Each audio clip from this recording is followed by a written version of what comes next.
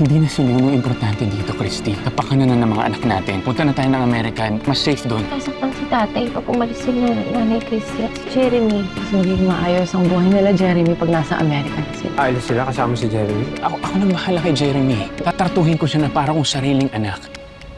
Teka, Jordan, please, wag mo nang gawin yan. Kung matinong tao siya at mahal niya yung anak niya, maiintindihan niya na dapat nasa si Jeremy. Kilala natin si Leon. Hindi niya ito matatanggap, lalo na pag sa'yo niya narinig. Alam niyo ng dalawa, lagi kitang kausap at hindi mo sinabi sa akin. Huwag mo isisisaan ako ang responsibilidad ni Christy sa'yo. Si Christy lang naman makakasagot ng mga tanong mo. Or baka naman, ayaw niya talagang ipaalam sa'yo. Handaan mo to. Lalabanan mo kami lahat. Sige, kasi hindi ako natatakot sa'yo. Alam ko, karapatan ko kay Jeremy. Sino naman yan? Ginagawang bahay tong putados. Ano bang kailangan niyo sa akin? Paalisin niyo na ako. Mabibigay mo ba? Oo, ibibigay ko kahit ano. Bata pa lang ako para akong bola. Pinagpapasapasahan niyo ni Daddy eh. Iniisip ko kayo sa bawat desisyon ko sa buhay. Whatever your decision is, kasama po ako kay Daddy. Gusto mong ilaban ni Christy. Pwes, ilalaban ko yun sa akin. Bigyan mo ako ng abogado. Kung kailangan magharap-harap kami sa korte, wala akong pakialam. Basta hindi makakali si Jeremy at hindi nila makukuha yung anak ko.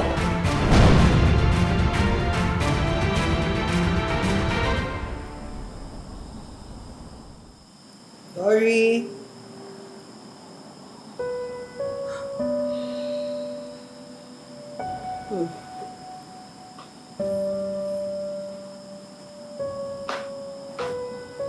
Ay, nako.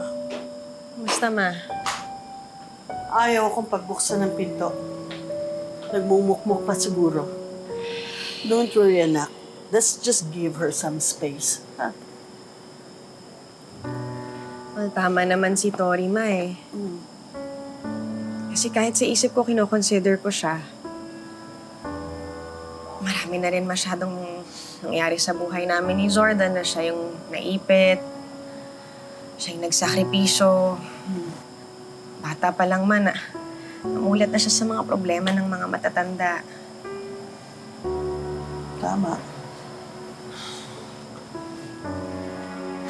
Bakit ganun? Tuwing nagdedesisyon ako, ay nasasaktan.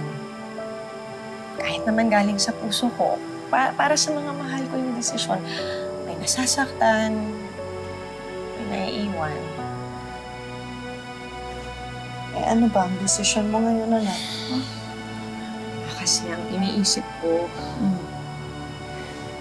ayusin ko muna yung setup namin kay Jeremy.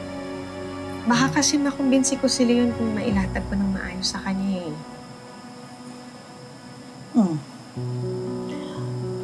Eh, paano kung lumaban si Leon? Korte ng bahala doon na. Mahabang proseso yun, anak. Napakahaba. Ang susunod kong tanong, makakapaghintay ba si Jordan at si Tori?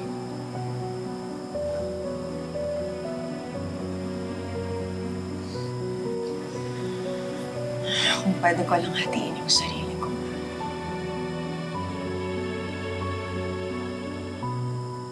Mauna ka na sa impyerno ha, Shaira? Wag!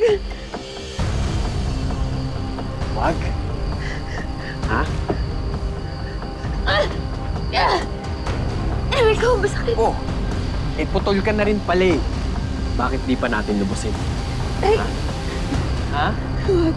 Masakit! Nasasaktan ako. Tama na, tama na. Tama na. Masakit daw. Masakit daw. Gusto mo pantayin ko sa kabila. Alak, Dana, makinig ka sa akin. Hindi ako kaaway. Pwede mo kong gawin kakampi. Hindi na obra yan. Nagamit mo na sa amin dati yan eh. Noon yun. Pero ngayon iba na. Galit din ako kay Jordan. Gusto ko na rin siya mamatay. At bakit naman kami maniniwala sa'yo? Dahil yun ang totoo. Ginamit niya ako. Sinaktan niya ako ng paulit-ulit. Kaya dapat lang sa kanya na mawala na sa mundo to. Natauhan ka na. Matagal na. At ikaw, di ba? Di ba gusto mo siyang balikan? Gusto mo siyang gantihan? Sige, sasama ko. Tutulungan kita. At ikaw, hindi ba ginamit ka ng ganito niya? Oo. Na galit ako kay Jordan. Mali na ginagamit kita para ma-relieve yung kalungkutan ko. Mali na ginagawa kitang parausan na outlet para mawala yung galit na nararamdaman ko kay Shaira. Pinaasa niya lang ako. Pinaniwala. Pero sa iba pa rin pala siya babalik. Yun naman pala eh. Pareho lang tayo. Pareho niyo tayong ginamit. Pareho niyo tayong pinagpalit. Kaya tama na. Nagantihan natin siya. Pero, ayaw namang may iambag mo. Eh, hindi ka naman marunong makipaglaban. At hindi mo kami pwedeng utos-utusan na walang kapalit.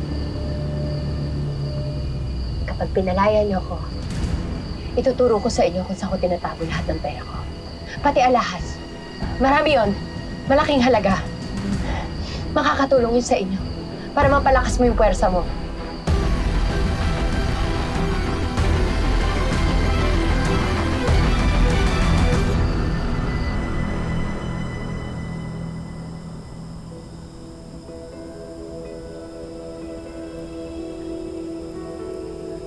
Christy, Jordan, ano nangyari? Tumawag sa akin si Tori, iyak na iyak. Nagkausap kayo ni Leon? Sumangayon ka sa kanya?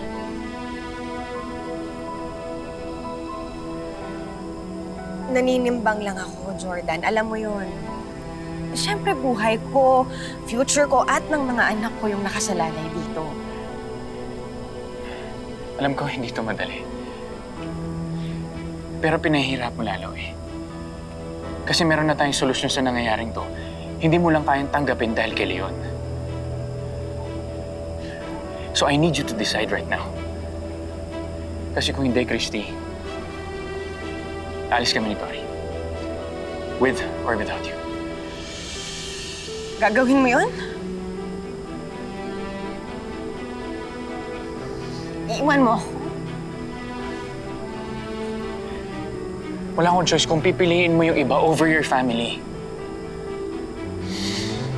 Jordan, that's so unfair. Kasi dalawa yung pamilya ko. Pero hindi mo pwedeng kabigin lahat.